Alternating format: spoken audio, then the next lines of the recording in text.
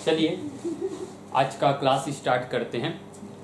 तो सबसे पहले हम पहले वाले कुछ एग्जांपल देख रहे थे। उसमें क्या हो रहा था कि हम वाटर में आइस मिला रहे थे, तो वाटर से आइस की तरफ हीट का फ्लो हो रहा था। ठीक है, अगर एक गर्म लोहे को एक ठंडे लोहे के कांटेक्ट में ला रहे थे तो क्या हो रहा था कि गर्म लोहे से ठंडे लोहे की ओर क्या हो रहा था, हीट का ट्रांसफर हो रहा था। लेकिन जो हीट का ट्रांसफर है वो कैसे हो रहा है, क्यों ऐसे हो रहा है कि हीट एक जगह से दूसरी जगह कैसे फ्लो हो पा रहा है। एक तो कारण होता है कि टेम्परेचर डिफरेंस के कारण हीट का फ्लो होता है, वो अलग बात। लेकिन ट्रांसफर कैसे हो पा रहा है, जैसे कि खाना बनाते समय चम्मच आप लोग यूज किए होंगे, तो क्या हुआ वहां पे एक तरफ खाने में जो खाना गर्म होता है उसमें चम्मच का एक पार्ट रहता है, दूसरा पार्ट हमारे हाथों की तरफ रहता है। तो हीट क्या होता है, नीचे से ऊपर की ओर यानी कि खाने से अपने हाथों की ओर आ जाता है। ऐसा क्या हुआ कि हीट जो चम्मच था उसमें ट्रांसफर हो पाया। ऐसी कौन सी चीज थी, या ये अगर आपका चम्मच है, ये आपका चम्मच, यहाँ से आप पकड़ते हैं तो हीट अगर इस पार्ट में थी तो इस पार्ट से इस पार्ट तक कैसे आ पाए। ठीक है, तो कुछ कुछ तरीकों से हीट एक पार्ट से दूसरे पार्ट में या एक मटेरियल से दूसरे मटेरियल में ट्रांसफर हो पाता है। ठीक है, तो ये 3 तरीके होते हैं। पहला आज हम बात करेंगे पहले तरीके की, कंडक्शन की।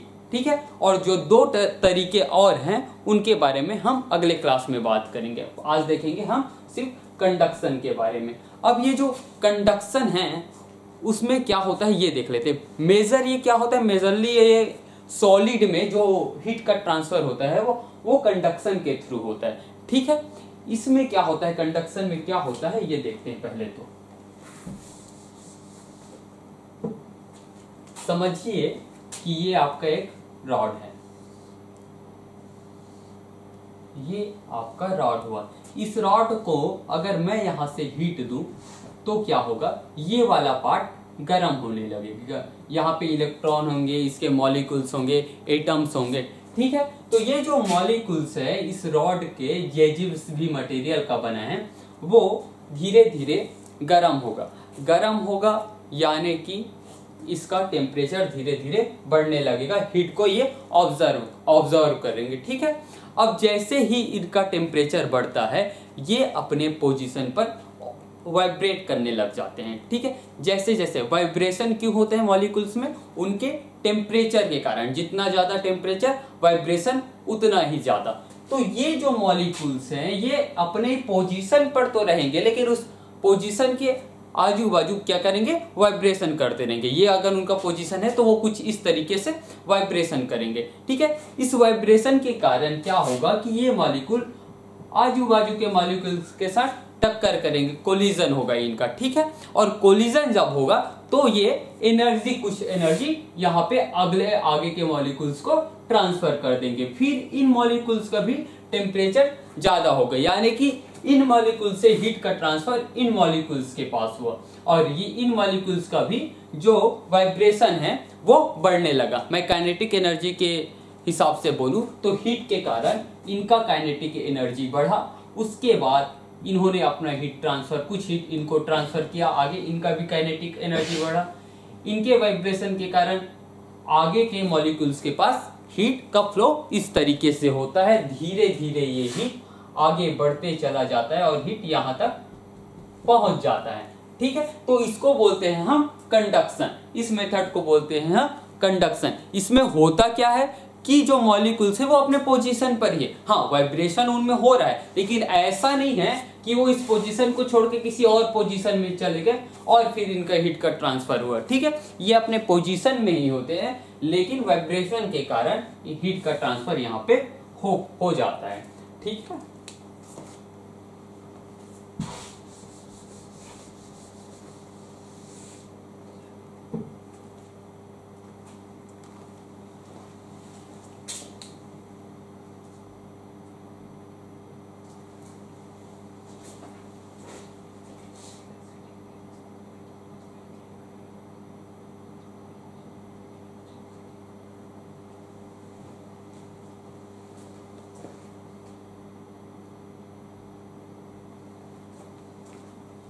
ठीक है, अब देखिए कि एक रॉड है, चलिए मैं इसको मिटा देता हूँ फिर बनाता हूँ। आप इन तीनों को लिख लीजिए, मोड्स ऑफ हीट ट्रांसफर, ये तीनों लिख लीजिए, फिर आगे बढ़ते हैं। हम देखेंगे किसको, कंडक्शन को, इन दोनों को बाद में देखेंगे। अब देखिए कि मेरे पास एक रॉड है, ये रहा मेरा रॉड। अब अगर यहां पास मैं हीट दूं तो धीरे धीरे क्या होगा, इस पोजीशन का टेम्परेचर बढ़ने लगेगा। चलिए मान लेते हैं कि इस पोजीशन पर टेम्परेचर जो है 50 डिग्री सेल्सियस है और ये हीट धीरे धीरे आगे फ्लो होगा, तो इसके कारण अलग अलग पोजीशन पर जो टेम्परेचर होगी वो अलग अलग होगी। अगर यहाँ 50 है तो कहीं पर 40 होगी, कहीं पर 30 होगी, कहीं पर 20 होगी, कहीं पर 10 होगी, कहीं पर 5 होगी। ठीक है, जैसे जैसे और भी टेम्परेचर और भी हीट मिलते जाएगा, टाइम के साथ इनका टेम्परेचर भी बढ़ते जाता है। तो यहाँ पर हो सकता है कि टेम्परेचर 90 डिग्री हो जाए, यहाँ पर 80 डिग्री हो जाए, 70 डिग्री हो जाए, 60 डिग्री हो जाए, 50 डिग्री हो जाए। ठीक है, एक टाइम ऐसा आता है कि होता क्या है कि टेम्परेचर जो है अब चेंज नहीं होता। जैसे कि यहाँ पर 90 हो गया तो वो 90 का 90 ही रहेगा, अब उसमें चेंज नहीं आएगी। ये 90, ये 80, ये 70, ये 60, ये 50। तो इसमें से इसमें जो ये वाला जो पोजीशन है इसको बोलते हैं हम वेरिएबल स्टेट। ठीक है, इसको बोलते हैं हम वेरिएबल स्टेट। क्यों? क्योंकि यहां पर जब हम हीट दे रहे हैं तो टेम्परेचर अलग अलग पोजीशन को देख रहे हैं। जैसे कि मैं कोई पोजीशन ले लेता हूं, ये पोजीशन, ठीक है, यहां पर कभी 30 डिग्री सेल्सियस हो रहा था, हीट जाते गया, कभी 40 हुआ होगा, 50 हुआ होगा, 60 हुआ होगा, 70 हुआ होगा, एक टाइम के बाद ये आ गया 70 में। तो ये जो पोजीशन है ये है वेरिएबल स्टेट, वेरिएबल स्टेट। ठीक है, जब एक बार फिक्स हो जाता है तो इसको हम कितना भी हीट दें, कोई पोजीशन का टेम्परेचर उतना ही रहता है, टाइम के साथ उसमें कोई चेंज नहीं आता, टाइम बढ़ते जाएगा। लेकिन अगर यहाँ पर टेम्परेचर 70 है तो 70 ही रहेगा। इसको हम बोल देते हैं स्टडी स्टेट। ठीक है, तो हम जो आगे अभी डिस्कस करने वाले हैं, जो भी डिस्कशन होगा वो हमारा स्टडी स्टेट के ऊपर होगा। अब स्टडी स्टेट में होता क्या है, अगर मैं क्रॉस सेक्शन एरिया कोई ले लूं, यहाँ पर एक क्रॉस सेक्शन एरिया ले लिया, यहाँ पास एक क्रॉस सेक्शन एरिया ले लिया, यहाँ पास कोई क्रॉस सेक्शन एरिया ले लूं, किसी टाइम टी पे देखूं तो जितना हीट यहां से आ रहा होगा यहां से भी उतना ही हीट पास होगा, इस क्रॉस सेक्शन एरिया से भी उतना ही हीट पास होगा, इससे भी उतना ही हीट पास होगा, इससे भी उतना ही हीट पास होगा। ये स्टडी स्टेट के केस में। लेकिन वेरिएबल स्टेट के केस में क्या है कि कोई क्रॉस सेक्शन अगर मैं ले लिया, ये लो, तो जरूरी नहीं कि यहां से जितना हीट आ रहा है वहां से भी उतना ही हीट जाए। किसी टाइम टी की बात करूं, कोई एक टाइम ले लेता हूं टी और मैं देखता हूं वहां पे, तो ये अगर Q1 हुआ तो ये Q2 अलग अलग होता है, ना कि सेम होता है। सेम किस में होता है, स्टडी स्टेट में। ठीक है, ये लिख लीजिए, फिर आगे बढ़ेंगे।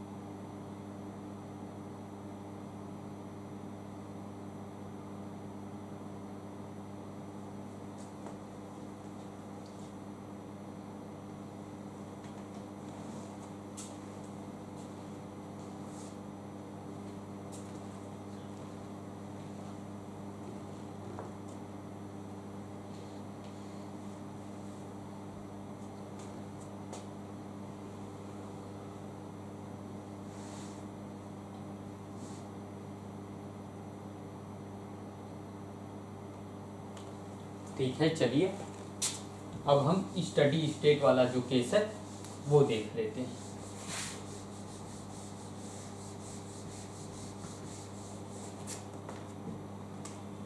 अब देखिए कि ये आपका साइड में बना लेता हूं, ये आपका रॉड था। अब मैंने बोला कि किसी टाइम टी पे अगर हम देखते हैं किसी क्रॉस सेक्शन को, तो हर एक क्रॉस सेक्शन के थ्रू जो पास होने वाला हीट है वो सेम होता है, ठीक है। अब अगर इस रॉड से जो अमाउंट ऑफ हीट जो टाइम टी में फ्लो होगा उसके बारे में देख लेते हैं। जैसे कि टाइम टी में कितना अमाउंट ऑफ हीट है वो कितना होगा, उसकी वैल्यू कितनी होगी ये देखना है। जैसे कि कोई amount of heat Q transfer हो रहा है, टाइम टी उसमें लग रहा है, तो वो उस हीट का जो वैल्यू है वो कितना होगा, वो किन किन बातों पे डिपेंड करेगा, इस बारे में चर्चा कर लेते हैं। तो अगर इस रॉड का जो लेंथ है वो अगर एल हो, ये जो एरिया है क्रॉस सेक्शन एरिया वो अगर ए हो, यहां का जो टेम्परेचर है, जो हॉट पार्ट है उसका टेम्परेचर मैं TH बोल देता हूं, और जो कोल्ड पार्ट है उसका टेम्परेचर मैं TC बोल देता हूं। तो मुझे देखना है कि Q की वैल्यू किन किन बातों पे डिपेंड करती है। तो जब एक्सपेरिमेंट किया जाता है तब पता चलता है कि Q जो है वो फर्स्ट तो किस पे डिपेंड करेगा। नॉर्मल सी बात है कि टेम्परेचर डिफरेंस पे ये डिपेंड करता है। पहला चीज क्या है कि टेम्परेचर डिफरेंस पे डिपेंड करता है। दूसरा क्या, ये जो क्रॉस सेक्शन एरिया है वो जितना ज्यादा बड़ा होगा Q का वैल्यू भी उतना ही ज्यादा बड़ा होगा। कौन सा, क्रॉस सेक्शन एरिया। तो ये हो गया आपका एरिया, और ये जो लेंथ है L, ये जितना लंबा होते जाएगा, जितना बड़ा रॉड लंबा होते जाएगा और L की वैल्यू जितनी बड़ी होती जाएगी, आपकी Q की वैल्यू उतनी घटती जाती है। L पे ये कुछ इस तरीके से डिपेंड करता है। तो Q कुछ इस तरीके से डिपेंड करता है। अगर यहाँ पे टाइम T है तो यहाँ पे टाइम T आ जाएगी। ये जो रिजल्ट है वो एक्सपेरिमेंटली है, ठीक है। ये कोई ऐसा नहीं कि कोई डेरिवेशन है या कुछ और है। ये जो रिजल्ट आता है वो एक्सपेरिमेंटली आता है, एक्सपेरिमेंट से आता है। अगर अब मैं इसको आगे बढ़ाकर लिखूं तो Q इक्वल टू एक कांस्टेंट आ जाएगा के TH minus TC AT divide by L। ये जो आया है के, इसको हम बोलते हैं थर्मल कंडक्टिविटी। Thermal conductivity. अब ये जो K है वो कांस्टेंट है, लेकिन किसके लिए कांस्टेंट है, किसी मटेरियल के लिए। मैं लोहे की बात करूं तो उसके लिए कांस्टेंट होगा, इसकी एक फिक्स वैल्यू होगी। मैं तांबे की बात करूं तो उसके लिए एक फिक्स वैल्यू होगी। लेकिन ये जो है मटेरियल पे डिपेंड करता है। अलग अलग मटेरियल के लिए क्या होगा, इसकी वैल्यू अलग अलग होगी, सेम नहीं होगी। ये कांस्टेंट तो है लेकिन एक फिक्स मटेरियल के लिए, ठीक है। तो ये जो K है वो मटेरियल के ऊपर डिपेंड करता है।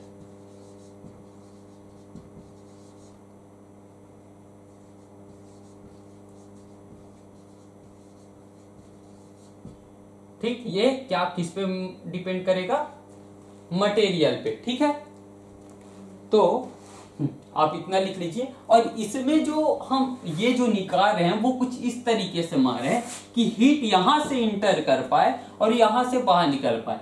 ये जो पार्ट है इस पे कुछ ऐसा मटेरियल चढ़ा हो जिसके कारण हीट इस पार्ट से बाहर ना निकल पाए। ये जो आपको ये वाला पार्ट दिख रहा है ना, इस पार्ट से हीट बाहर ना आ पाए, ठीक है। हीट इंटर इस पार्ट से करे, इस पार्ट से बाहर आ जाए, ठीक है। तो आप इतना लिखिए, फिर और आगे डिस्कस करते हैं।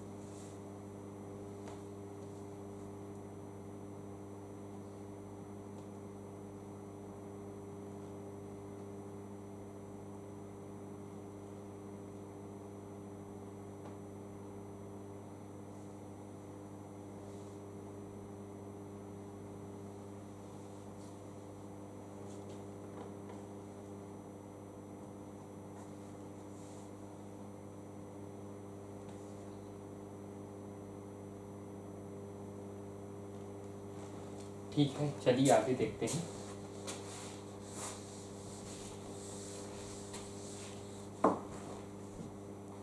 अब देखिए कि मैं अगर टी को इधर ला दूं तो क्या होगा, Q divide by T, A T H minus T C A T divide by, sorry C हट जाएगा, ये आ जाएगा ए।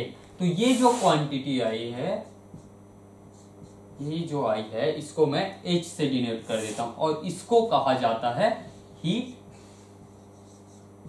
करेंट, इसको कहा जाता है हीट करेंट।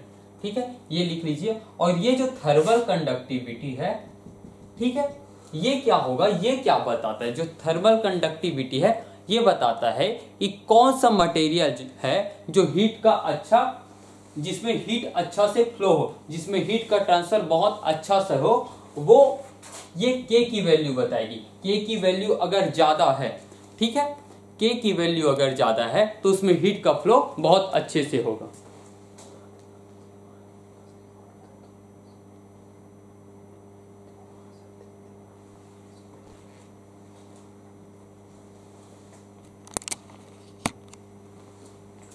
ठीक, तो K क्या बताता है कि किस मटेरियल में हीट का फ्लो है वो बहुत अच्छे से होगा।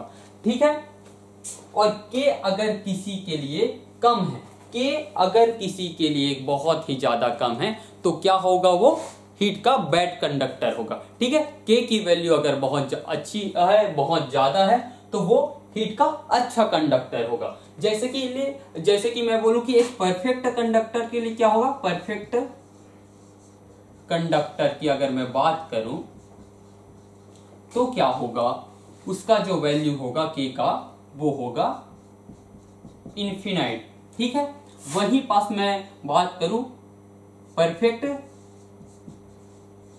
बैड कंडक्टर के लिए, K का जो वैल्यू होगा वो होगा 0। जितना कम होगा वैल्यू K का, उतना बैड कंडक्टर, जितना ज्यादा वैल्यू उतना गुड कंडक्टर। ठीक है, इसी को मैं आइडियल कंडक्टर भी बोल सकता हूं, इसको मैं आइडियल कंडक्टर भी बोल सकता हूं, ये वाला जो है परफेक्ट कंडक्टर जिसको बोल रहा हूं। ठीक है, या इसको बोल सकता हूं आइडियल बैड कंडक्टर। ठीक, तो ये लिख लीजिए, ये H वाला और ये परफेक्ट कंडक्टर और परफेक्ट बैड कंडक्टर।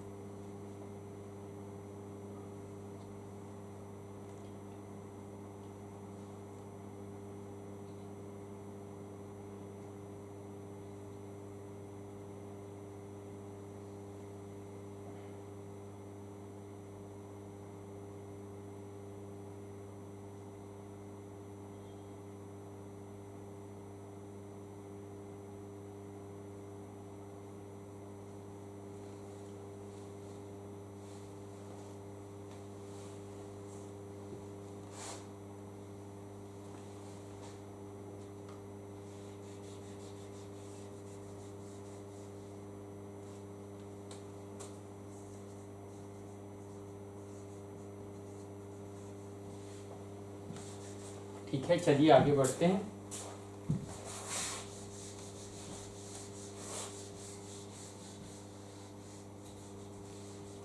अब लिखिए टेम्परेचर ग्रेडियंट। ठीक है, तो टेम्परेचर ग्रेडियंट अगर लिखूं तो देखिए ये हमारा रॉड था।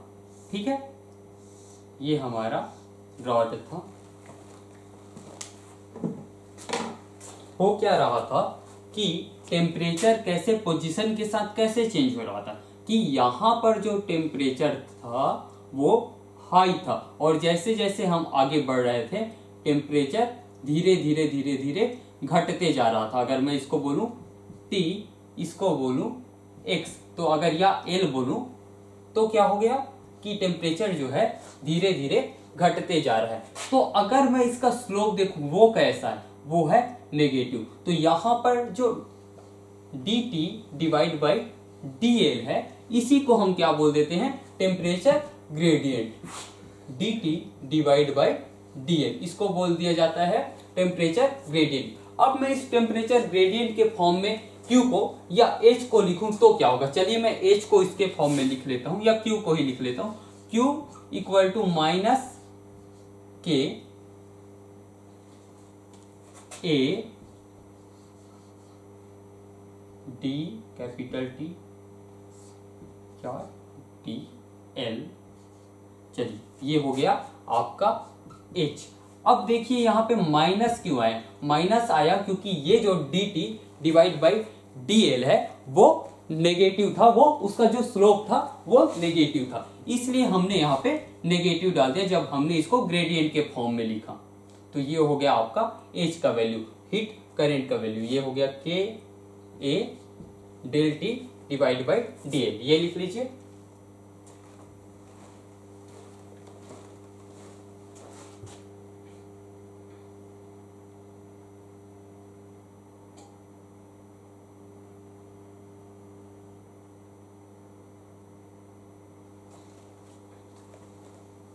देखिए कोई जरूरी नहीं है कि ये जो ग्रेडियंट है वो नेगेटिव हुई हो।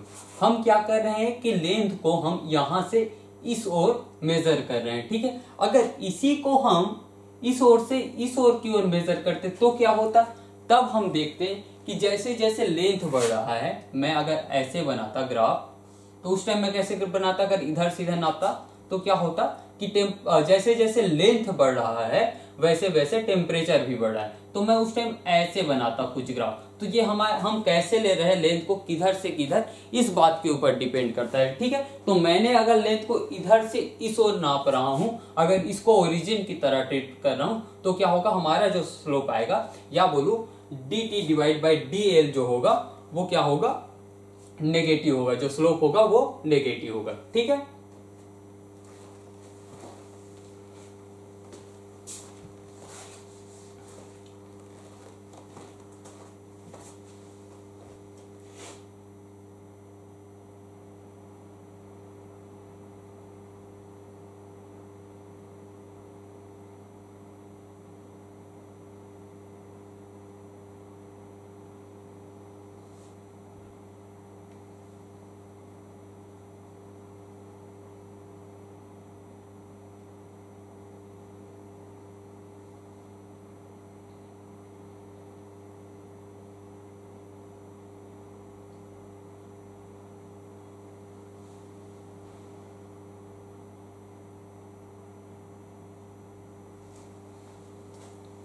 चलिए ठीक है आगे बढ़ते हैं।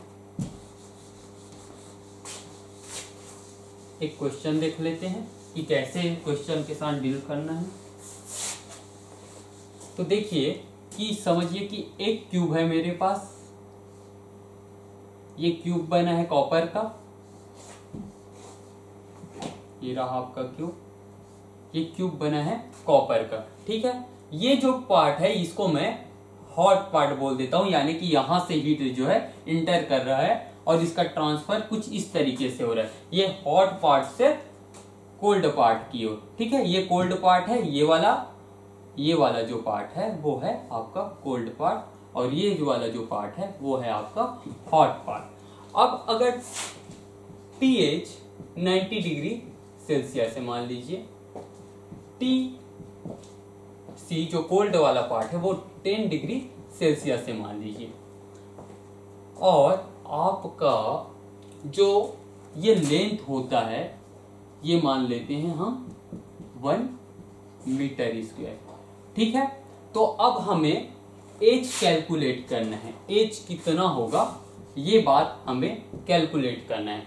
तो आप एक बार ट्राई कीजिए, आप 1 मिनट लीजिए और ट्राई कीजिए कि एच का वैल्यू कितना होगा। जो कॉपर के लिए जो ये जो के का वैल्यू होता है वो होगा 400 वाट डिग्री सेल्सियस मीटर। ठीक है, तो एक बार 1 मिनट लीजिए और कैलकुलेट करके देखिए। आपका जो फार्मूला होता है एच का वो होता है H equal to K T H minus T C area divide by length. ये आपका क्या है, एच का फार्मूला है। इसका यूज कीजिए और ट्राई करिए कि आंसर आ पा रहा है क्या।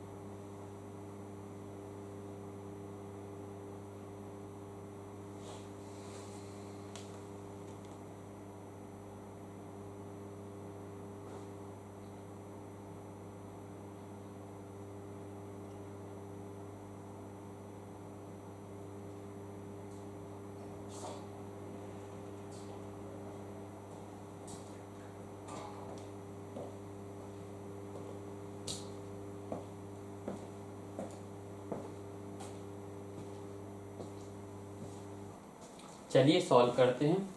तो के की वैल्यू कितनी दी हुई है, के की वैल्यू दी है 400। ठीक है, और टी एच कितना है 90, टी सी कितना है 10 डिग्री सेल्सियस। एरिया कितना होगा पहले देख लेते हैं। लेंथ कितना है 1 मीटर। एरिया कितना होगा, ये क्रॉस सेक्शन का एरिया हम लेते हैं। इसका लेंथ भी 1 मीटर है, इसका लेंथ भी 1 मीटर है, तो एरिया भी कितना हो जाएगा 1 मीटर स्क्वायर। ठीक है, यहां से कितना हो जाएगा 400 इंटू 80। ठीक, तो ये हो गया आंसर। ठीक है, तो हम कुछ इस तरीके से क्वेश्चन के साथ डील करेंगे, क्वेश्चन को सॉल्व करेंगे। ये आप लिख लीजिए।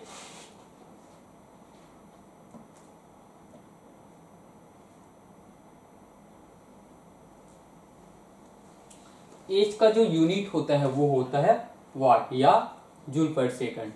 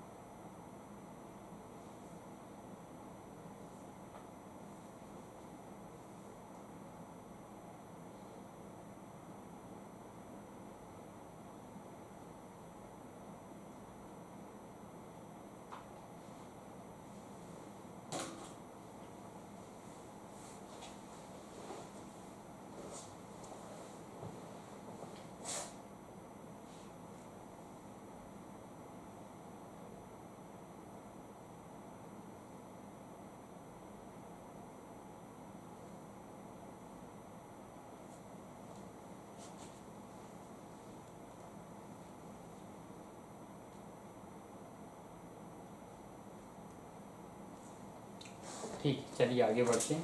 देखिए यहाँ पर था क्या कि एक क्यूब दिया हुआ था एक मेटल का, वो मेटल यहाँ पे बोल दिया था गया था कॉपर है, ठीक है। कुछ और भी हो सकता है, एल्यूमिनियम हो सकता है या कुछ और भी चीज दे दिया जाए। इन्होंने बताया था कि यहाँ पे क्या है, टेम्परेचर डिफरेंस है। अब टेम्परेचर डिफरेंस है तो क्या होगा, यहाँ पे हीट का फ्लो होगा। तो हमें पूछा था ये जो H है, H क्या होता है, हीट करंट जिसको हम बोलते हैं कि rate of flow of heat कितना है, हीट करंट जिसको बोलते हैं, उसकी वैल्यू क्या होगी। अब क्वेश्चन में वो हल्का सा चेंज कर दे कि बताइए भाई अमाउंट ऑफ हीट कितनी होगी। अगर वो टाइम बोल दे 5 सेकंड तो क्या करेंगे, अगर उन्होंने बोल दिया टाइम जो है 5 सेकंड है तो H इक्वल टू क्या होता है, Q डिवाइड बाई T, ठीक है।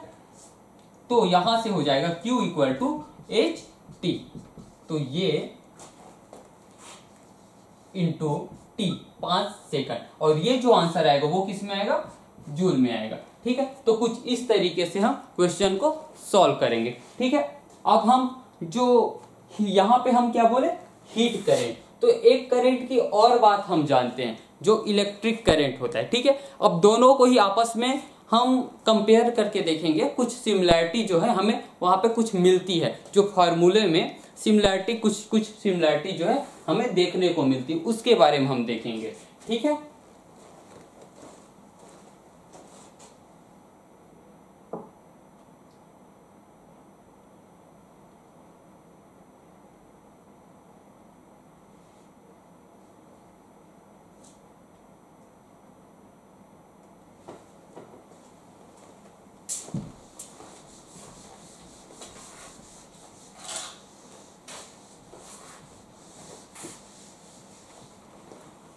देखिए आपका हीट करंट का फार्मूला क्या था, H K del T divide by K A del T divide by del A, ये आपके हीट करंट का फार्मूला था। मैं यहाँ पे माइनस नहीं ले रहा हूँ, जो स्लोप नेगेटिव होने के कारण आता है उसके बारे में मैं अभी कुछ बात नहीं कर रहा हूँ, मैं इसके मैग्नीट्यूड के बारे में बात कर रहा हूँ, ठीक है। तो ये आपका होता है हीट करंट, ठीक है। एक आपका होता है इलेक्ट्रिक करंट जो होता है उसको देखिए, और ये आपका हीट करंट, इसको कंपेयर करके हल्का सा देख लेते हैं। ये आपका हीट करंट, तो जो इलेक्ट्रिक करंट होता है वो किसी सर्किट में इलेक्ट्रिसिटी क्यों फ्लो होती है, जो करंट होता है वहां पे क्यों फ्लो होता है, वो फ्लो होता है वोल्टेज के डिफरेंस के कारण। क्या होता है, I equal to del V divide by R, ठीक है। ये आपका इलेक्ट्रिक करंट है, वहां पे ये रेजिस्टेंस है, ठीक है। तो करंट फ्लो क्यों होता है, करंट फ्लो होता है दो पॉइंट के बीच अगर करंट फ्लो हो रहा है, ठीक है, तो वो होता है वोल्टेज में डिफरेंस के साथ। यहाँ डिफरेंस के कारण जो है करंट का फ्लो होता है। यहाँ पे हीट करंट क्यों फ्लो हो रहा है, क्योंकि यहाँ पे टेम्परेचर का डिफरेंस है, ठीक है। तो जो वोल्टेज का डिफरेंस यहाँ होता था वही यहाँ पे टेम्परेचर के डिफरेंस के कारण यहाँ पे जो आपका हीट करंट है वो फ्लो हो रहा है, ठीक है। और जैसे आप यहाँ पे देखेंगे कि एक रेजिस्टेंस है, यहाँ पे भी आपको कुछ उसी तरह की चीजों को आप देख सकते हैं। देखिए कैसे, ये आपको अगर मैं इसको L लिखूं तो क्या होगा, अगर मैं इसको डेल T लिख देता हूं, इसको मैं लिख देता हूं L। अब देखिए अब क्या हो रहा है, H equal to del T divide by, अगर मैं K और A को नीचे ला लूं तो क्या होगा, L डिवाइड बाई K। तो ये आपको कुछ इसी तरीके के फॉर्म में दिखेगा, ठीक है। I के जगह H है, डेल V के जगह डेल T है, और RE के जगह ये वाला पार्ट है। ये वाला पार्ट आप देखिए ये क्या है, अगर मैं इसको बोल दूं RTH, ठीक है, थर्मल से मैंने TH लिख दिया, तो यहाँ पे क्या हो जाएगा L डिवाइड बाई K, ठीक है। तो हम कुछ कुछ फार्मूला में सिमिलैरिटी देख सकते हैं, इलेक्ट्रिसिटी के बारे में देखते हैं, इलेक्ट्रिक करंट के बारे में जब देखते हैं तब, और हीट करंट के बारे में देखते हैं तब, ठीक है। तो जो चीज यहाँ पे रेजिस्टेंस के जैसा बिहेव करता था, तो यहाँ पर जो L डिवाइड बाई KA है वो क्वांटिटी रेजिस्टेंस की तरह बिहेव करेगी, किसमें, हीट वाले चीजों में। हीट करंट के बारे में अगर मैं बोलूं तो यहाँ पर जो रेजिस्टेंस की तरह बिहेव करेगा वो होगा L डिवाइड बाई K। ठीक है, इतना लिख लीजिए।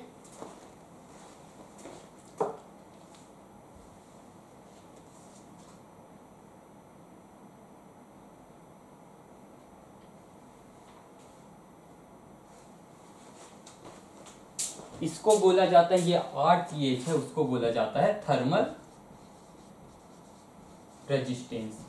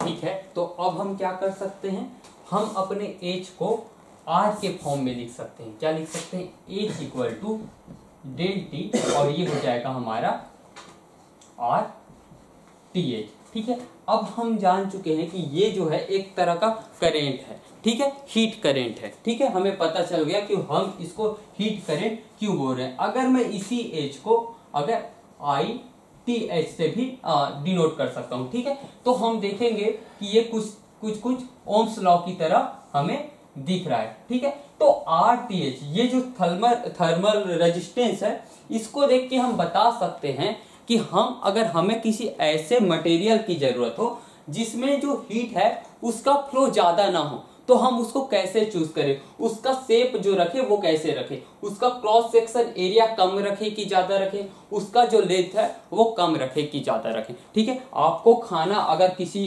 बर्तन में रखना है, उसको ज्यादा देर तक गर्म रखना है, तो आप क्या करेंगे, उसका ए कैसे रखें, उसका एल कैसे रखें, उसको आप अब इस रेजिस्टेंस के हिसाब से, रेजिस्टेंस के फार्मूले के हिसाब से समझ सकते हैं। अगर आपको अपना घर, अगर आपका घर अगर बहुत ज़्यादा ठंडे जगह में है, तो आप कैसे मटेरियल को चूज करें, आप कैसा रखें उसका ए कैसा रखें ताकि रेजिस्टेंस हाई हो, इस बात को आप इस फार्मूले से देख सकते हैं और पता लगा सकते हैं। ठीक है, तो ये सिमिलर है ओम्स लॉ के। ठीक है, जैसे इलेक्ट्रिसिटी में ओम्स लॉ होता है, ये वैसे ही ये अब यहाँ पे ओम्स लॉ है। ठीक है, अब आगे देखते हैं कि जैसे इलेक्ट्रिसिटी में अगर हम रजिस्टर होता है, रजिस्टर का हम देखते हैं सीरीज कनेक्शन और पैरेलल कनेक्शन। ठीक है, वैसे ही हम इसमें भी सीरीज और पैरेलल कनेक्शन देख सकते हैं।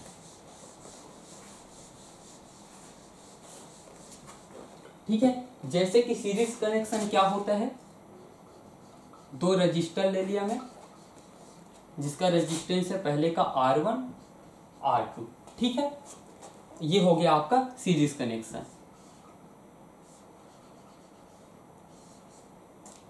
ये हो गया आपका पैरेलल कनेक्शन। सिमिलरली इसी तरीके से हम इसमें थर्मल कंडक्टिविटी, ये जो है हमारा जो हीट का ट्रांसफर हो रहा है, हमने यहाँ पे क्या देखा था कि हमने पहले रॉड देखा था। अगर मैं यह क्यूब की बात करूं, हमने एक क्यूब के लिए भी क्वेश्चन सॉल्व किया था, तो उस क्यूब को भी ये समझिए क्यूब है, इसके हम एक तरफ के पार्ट को हम देख रहे हैं। ठीक है, तो ये अगर क्यूब है, इसको मैं सीरीज वाले फॉर्म में रखूं या मैं इसको हम पैरेलल वाले फॉर्म में रखूं, तो इसका बिहेवियर कैसे होगा। जैसे कि इसमें जो R का जो वैल्यू आता है वो क्या आता है सीरीज में, R1 प्लस R2। इसमें क्या आता है पैरेलल में 1 डिवाइड बाई R, तो ये आता है R1 plus 1 divide by R2।